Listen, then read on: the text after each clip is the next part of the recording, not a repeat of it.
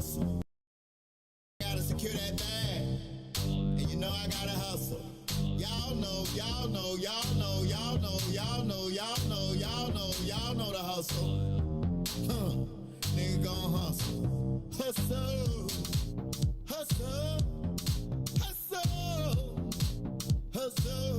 Get that bag. I need my money. I roll the money. You are listening to the Maze Jackson Show. I'm your host, Maze Jackson. We got a little technical difficulty. I don't know what's going on. The internet is fighting with us today, but it's going to be okay. I tell you, when I start telling y'all too much information and people start acting up, the internet's be like, hold on, Maze, you telling too much. But I'm just going to tell y'all got to understand, we don't look at the whole floor, the whole field. I'm going to tell you, there's a couple things you got to watch. Does Adam Kinzinger run for Secretary of State? I'm just going to tell you, if Adam Kinzinger ran against Alexi Janulius, who seems to be running away with this thing, it'd be a real race. Right? Be a real race that you'd be interested. That'd be an interesting thing. I also think, why are you huffing? Because I think as soon as you start talking about Kissinger's ties to Donald Trump, I think it's going to automatically mar his image. But he doesn't have them. He got off the train kind of late, though. I'm saying that, but he got off the train and then got very vociferous. Like, there are Republicans right now that are saying that, no, January 6th did not happen. Mm-hmm. It wasn't an insurrection. He's like, no, that's it. And I think people got short memories. Remember, we still ain't even got Anjanette Young. All of the stuff you talking about, Ruthie, you go to page 3 on Google. Most people go to page 1. And page 1 on Google be like, he fought Trump, he's against Trump, he pop. You gotta get to page 3 before it's like, I'm with the president. Okay. Right? You right, short memories. I'm just saying, Ruthie, you right. Okay. He only got off the Trump train when it was sinking. Didn't everybody? So I'm saying we just gonna forget? Yeah.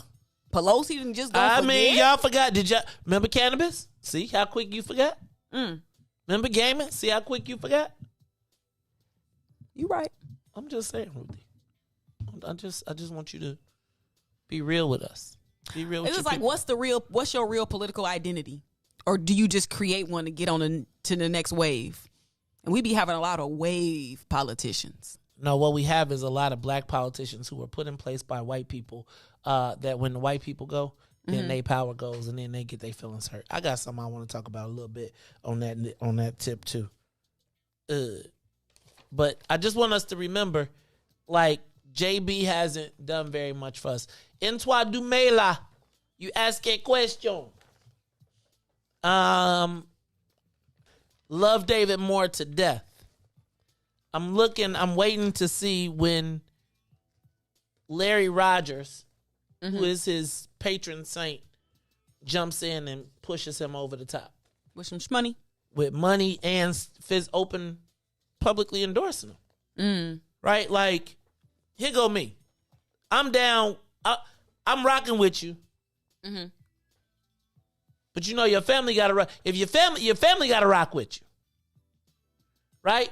And so we know that we got to. So what I'm waiting on in this whole race is to see who are the black people that I support and which black people. Not that that's going to change my thing, but I'm trying to figure out who's in the race and who ain't. Who gonna put some skin in the game? Who got skin in the game? Who's people? But you know, people they be a little hesitant to jump out there. They ain't hesitant. Ain't nobody hesitant to jump out for Alexi. Ain't nobody hesitant to jump out for. Ain't no black people hesitant that's jumping out for Alexi to be hesitant. Ain't no black people hesitant that was jumping out for Anna. They ain't hesitant. So I want to see the people. Look, if you know the relationships, I want to see because I'm confused. I'll be honest with you. Everybody can't be working out the same shop. I'll tell you about that off air. Oop. I'm just saying. That's an interesting analogy. Everybody can't be working at the same shop. If you're working at the same shop, I got questions. Is that like too many cooks in the kitchen? No, it's like, don't send me off. I want to know what the real play is. Let's just put it that way. I just want to know what the real play is. No trip. All love. I can't wait to have all of the candidates on. Did I tell you talked to Pat Dow last week? She don't come actually on? shook my hand. She was like, Did she dap you up or she shook it? How was it? What kind of shake? She was like, this is the first time I've touched your skin in like 4 years. We've been in a pandemic. Nah, that ain't it. You've been in a pandemic for a minute. I've been in the political pandemic. The PP. Right, the PP. But now that's all good. So Good. Ruthie. Okay, I'm gonna reserve the names, and I'm gonna reserve the people. But this is what I'm going to say to us, very, very succinctly.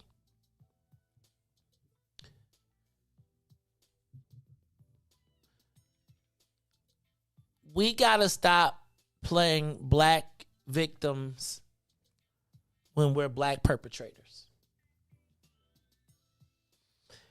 It's interesting that quite a few of our black elected officials have come into power because of how they benefit white people behind the scenes. Right? Usually when someone is tapped to run as part of a slate or something along the lines, and they're not the lead, then oftentimes what it is they're trying to round out the ticket so that they can, appear universal. We've seen this a lot, like in the white suburbs, when there's white leaders that realize that their suburb is changing, then they diversify their cabinet. So they'll pick up a black clerk or a Latino village administrator or something along the lines to mix and blend. But oftentimes when we take those positions and titles, we enjoy the title without the power. Right? And then we as black folks, because I do believe that politics, just like preaching, because we don't have a lot of wealth, puts black folks in the, for lack of a better word, in the royalty category. Okay, I'm going to use this for lack of a better word. So oftentimes what happens is we've got black elected officials who get put together with white elected officials to assist the white elected official in maintaining power. Which is okay to get to the dance. But while you're there, you have to create your own power base. And if you just 100% rely on the white folks that put you there for their own convenience, when they are removed, you're gone. You may keep the title, but your power is not there. Now, let's be clear that people have been complicit in that game.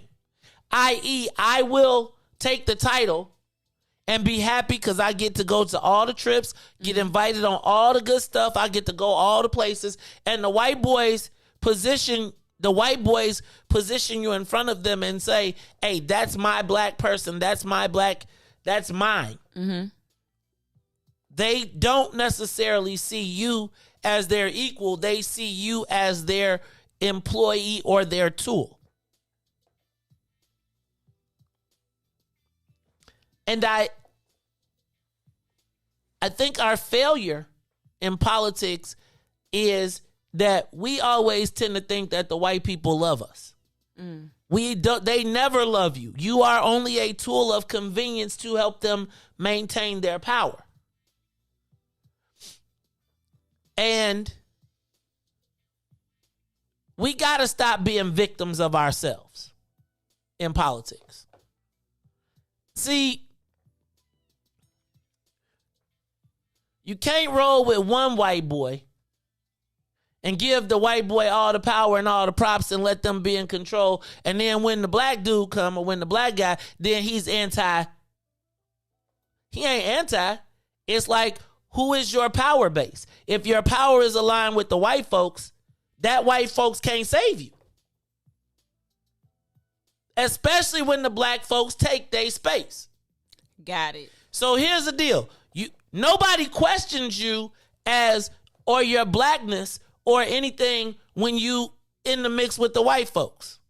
No one questions that.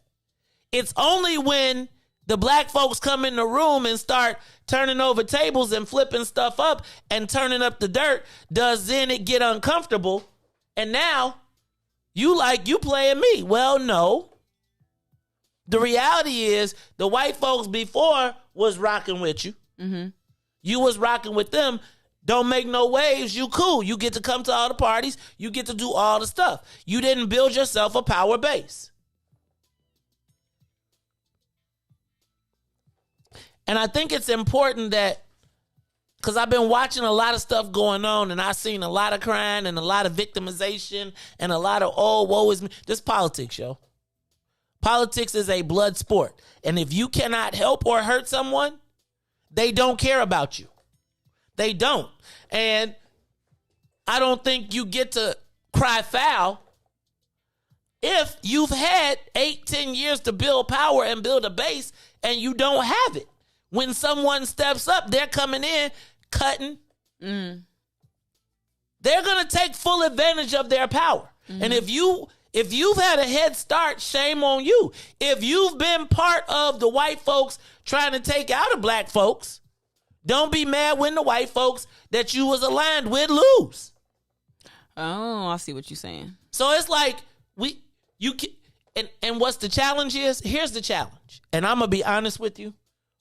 It's only when you start sitting around the white guys and they start drinking that all the truth starts coming out. So all these people, you be thinking like, oh, man, look, they rose from the ashes. They did this. It'd be the white boy sitting there like, no, I took her off the street and made her decided that I was going to make it. Because, again, he's saying, I can't do it, but if I can put you in the space to do it, you still operate. And we're happy to take that. We're happy to be backed by the white guy to push you to the forefront and keep all the power with him. So you get to go to all the parties, you get to go to all the stuff, everybody take all the pictures and everything, but when it comes down to how you going then we all got to line up and be like, okay, woe is me. No, it can't be that way. If you ain't swinging the sword, if you ain't slaying the sword for the black folks and the benefit, if you've been lined up and 100% and everybody can have their moment. Everybody can have their moment. And maybe the moment comes when they whack you. And now you got to go back and start building. But you cannot cry foul if you playing the game. Look. Realignment. It's like some convenient realignment. Right. Or convenient realignment, but also like it ain't even, it's like some politicians know how to play the black card pretty good. Ruthie, what I'm finding though is that it's like, again, as you climb into the power dynamic and you sitting around and then you be like, wait, you all you got to do is be around, let the white guys get drunk. They'll start telling you stories. They'll start telling you, and they'll be like, oh, that's my, and you'll be like, wait, I thought that was the end of it. No, they'll be like, oh, no, that's my Negro. I put that, I made this person. I found them, I peeled them from the dirt and made them such and such, such and such. And all the while, we just like, yeah, you are people. And realistically, the white boy is like, yes, go be for the people as I'll be for the paper. Oh. And so we get the title, the white people get rich, and then and even when the white boy gone, he got his bag. He gone. He realized his time is up. Now you stuck, no organization, talking about what somebody did to you. No base. Right. We prefer to let the white folks do the work and we get to kick it at the party. And then, but that's how the political system has been set up. Remember them 360 deals? And now it's all kind of coming to a head in terms of where you gonna get your resources from. You gave away all of your ability. You gave away all of your earning power in one deal. And forever you sold your soul. And then here's the thing that the white guys do. They don't never teach you how to get so when they leave, you still stuck with them. And if they leave, you ain't got no game. So now guess what? Hey, that's why we can't never pass down our political legacies. because our political You gotta stay legacies in 'em. aren't. But our political legacies a lot of times aren't ours. it's because of what you're saying right now. Some white guy said these Negroes will be good for us for the next 20 years. All I gotta ask you is, who your legal counsel? Like, if you in a black village in a black town with black people, y'all mean to tell me can't nobody find a black lawyer? How is it that the white lawyers get to decide all the black issues all the time? We got all of these people with all of these titles, and all of these titles are given to them so that they can maintain the white people in power behind the scenes. Look, you've been complicit. And that is why people feel the ability to do you. People do you because you can either help them or hurt them. If they kept you toothless, if all the 8 years while you was in the joint, you didn't read no books, you didn't build your muscles, you didn't work out, when it's time for you to stand on your own 2 feet, you don't know what to do. And so you become a victim of the next person who you wasn't on the team with, who has no interest in you. So either you got to be a threat or you got to be able to help somebody.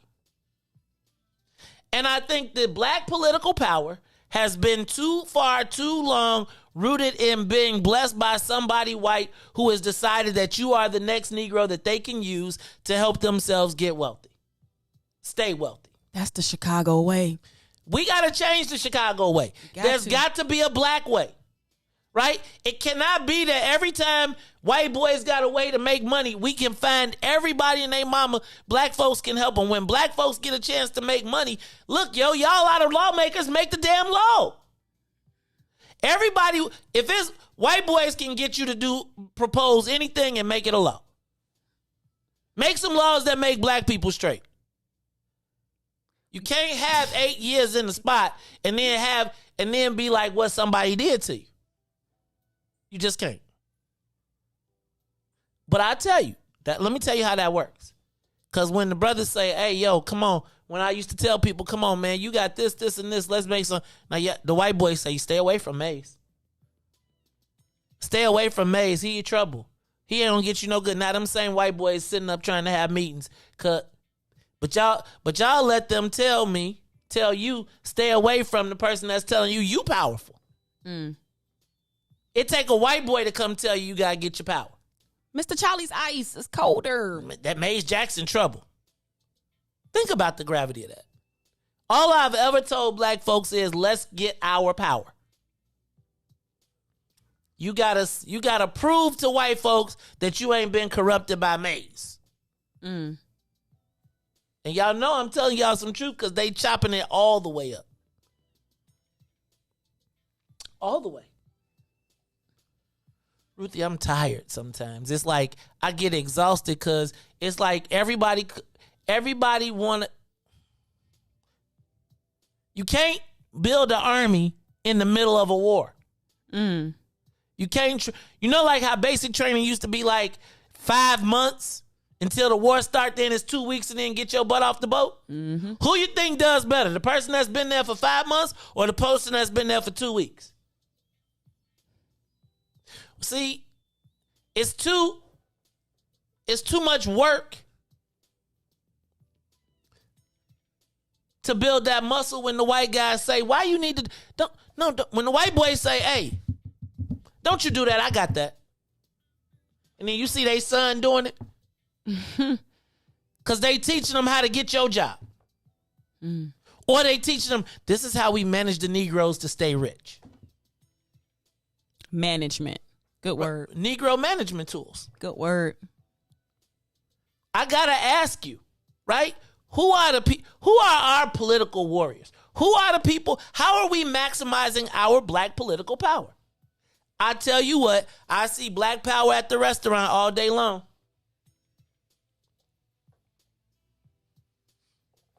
It's like we like the conveniences of it. And I'm not tripping because I like a lot of nice stuff. But the challenge that we have is that The people that have the ability to change our being have been, they're not hungry. They are not, they eat. They get to eat off the table. Now, they don't get to buy the table, but they can eat as much as they want off of that table as long as they don't offend no white folks. And guess what? You can eat off that table, but when the table fold and it's a new table, now you stuck. And you didn't learn to hunt. You didn't learn to fish. You didn't learn to cook. You didn't learn to bake. So then when the incomings happen, you ain't got no communications team. You ain't got no law firm. You ain't built no infrastructure that allows you to insulate or protect yourself or fight back. So then once the walls come down, you're a sitting duck. You're a sitting target. And I just got to tell you, that's how they want to keep you.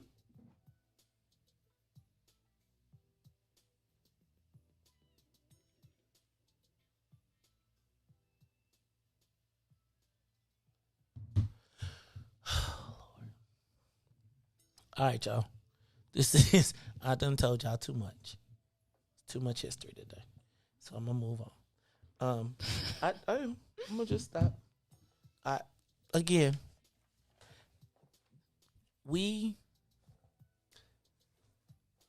I become the most frustrated in my life when I want the best for black people. When I walk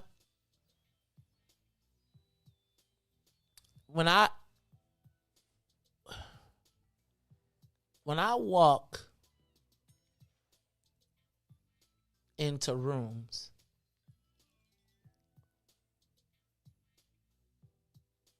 full of black people in power, quote unquote, and think that I gotta go find a white room to be helped, to get ahead.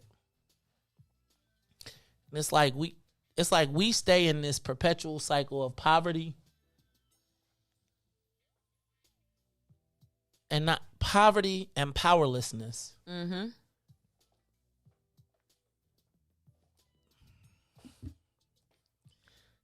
It's like some days I just be like, what I need. I really wish that I never knew about politics. I really do, because it's almost like we gotta. There's never gonna be a day, I feel like, not never. I pray for the day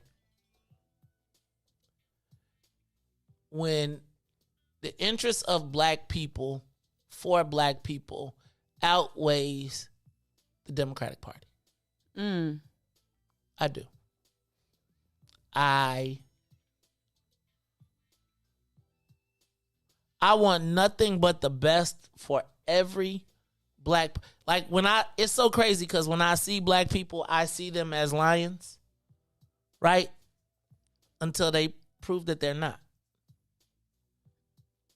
Like I look at titles and I assume the fullness of the title as compared to the minuteness of it. Like, you notice how, like, no matter who it is that's an elected official, I never call them by their first name.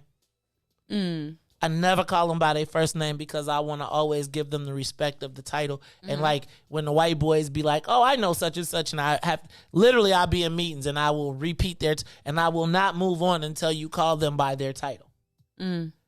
Right? It's like I hate the fact that I have or want more respect for us and you and them than you see for yourself. I think about how white folks look at us and be like, this person is going, how just in conversations they can get themselves wealthy with our own people, and we got to be quiet.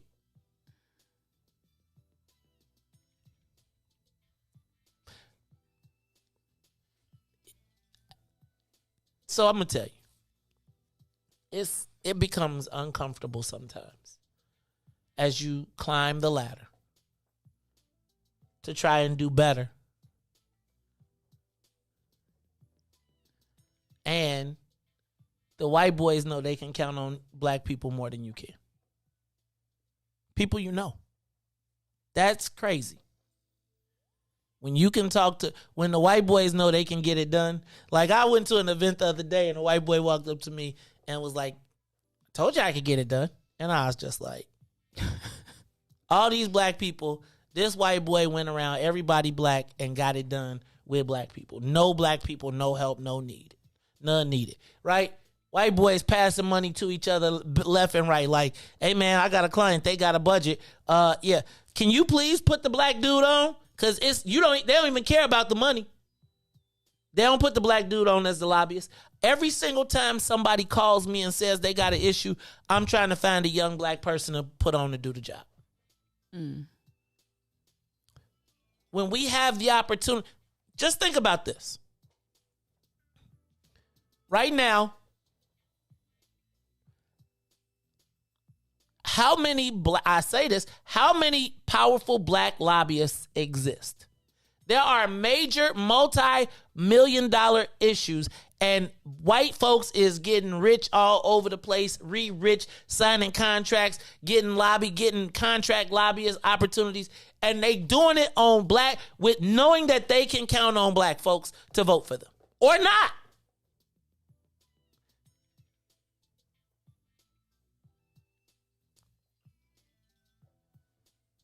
City, county, state,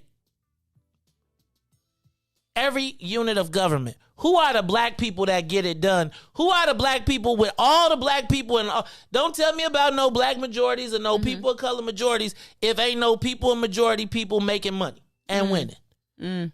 If a white boy can walk into a place where there is dominant black people and he can walk in and get something done with nobody black, you can't do it if you white. You can't. We shortchange ourselves for white folks, and then with no wins, be mad when somebody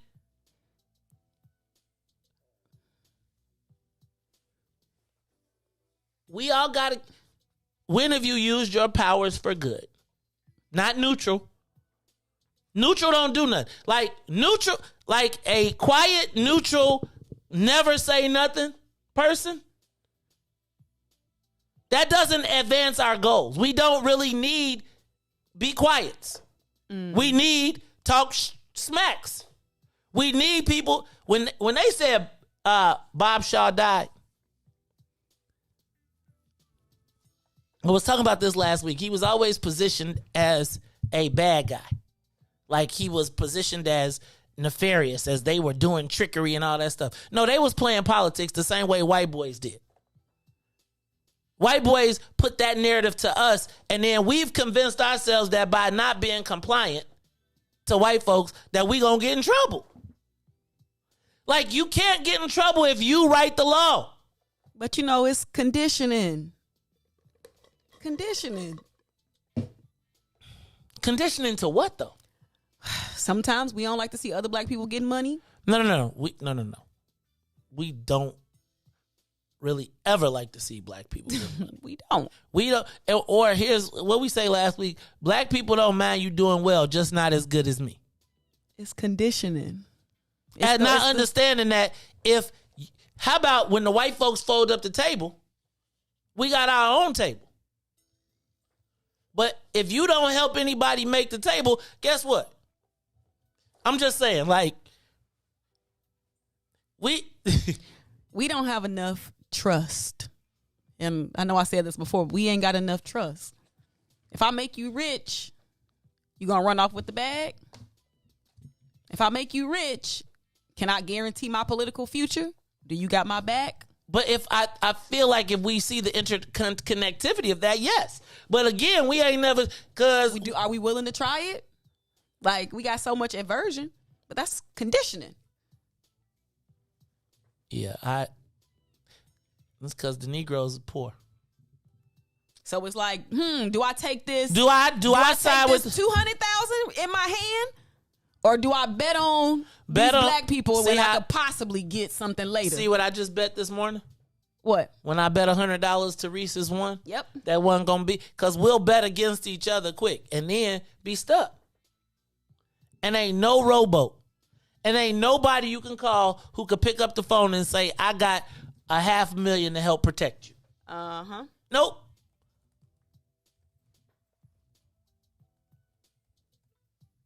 We got to get better alliances between politics and business. It gotta work. It gotta be one and the same. One cannot work without the other if we're gonna really build up our infrastructure. I don't know if there's I almost feel like when you get to go to all the cool stuff, you don't even realize that there isn't an infrastructure because you're woven into another one. Right? You just are woven into the eating. It's like it's free food. Want to guarantee you got a packed out event, have free food and drinks. Now, yeah, that costs you $2,000, but them free food and drinks make you $2 million. And because I don't have $10,000 to put down so that you can make the $2 million, I'm always priced out. Instead of you saying, you know what, I'm gonna come to.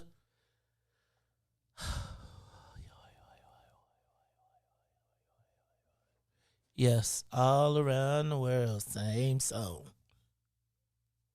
I'm just telling y'all. A need for us to not be victims. We need to get off of defense and get on offense. We have to see each other and utilize the places and the positions. If you choose to be elected, you're not going to be rich until you're not elected. But you can make people rich. I just think you see, when we see each other in no shade, it's like we see each other with a chicken shack. We don't see each other with a $4 billion development. You'd be like, what Negro could do that? And I ain't getting in trouble with you. That's what it is. I don't know, y'all. I just get frustrated because it's like wanting the best for black folks is almost like a penalty. It's like, dude, you got to be quiet. Like, and not dude, you got to be quiet, but it really does feel scary to. It feels scary to not know who gonna have your back, and then when the people who you would hope could have your back really can't fight, you just kind of stuck. I don't know, man. Political purgatory. I'm tired of being in political purgatory. You got to go pray to the pray to the white priest. But see, my thing is, how about this? I don't want to have to pray to the white priest. We got a black speaker of the house. We got blacks. We got a black mayor. We got a black county board president.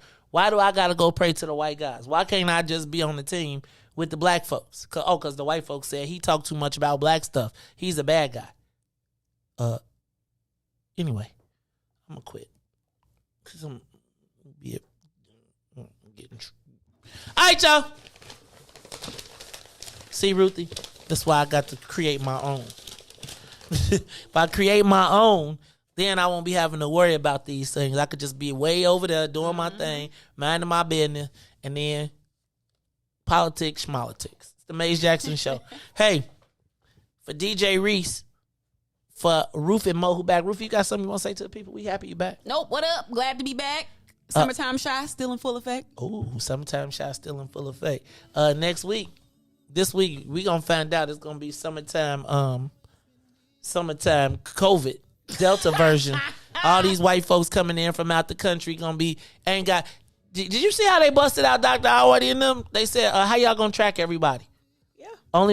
Ruthie, this is kind of science. They just trying to get through Lollapalooza. Right, but Ruthie, it's 3 weeks after Lollapalooza when we all dying because these white people put a cloud of COVID floating around the city of Chicago. It's the Maze Jackson Show. So for Maze and Sonia and Ruthie and Todd, DJ Reese the Ruler in the building, I am the host of the Maze Jackson Show asking every single day, what's in it for the black people? And if you don't like it, you can still tell them. May said, we out of here.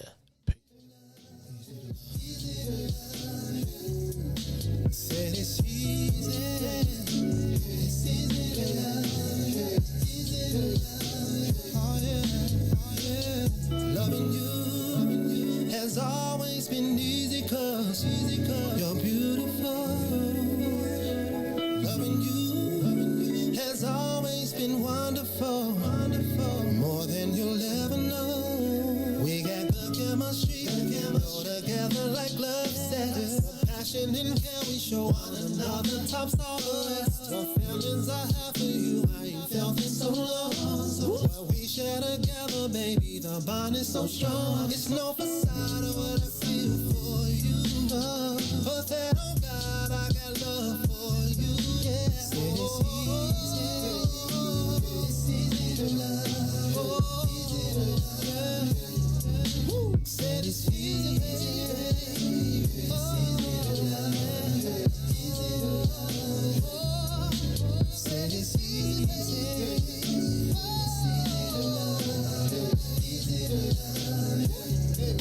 Said it's easy, so easy to love you.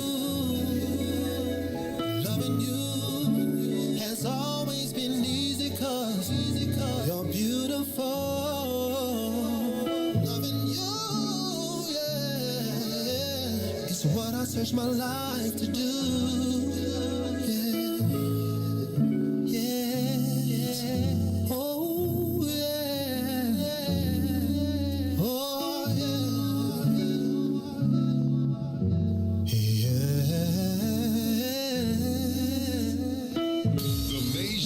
Show. We'll be back after this break. Broken screen? Crash system? Are you in need of spyware or virus removal from your computer? Well, contact RPC Computer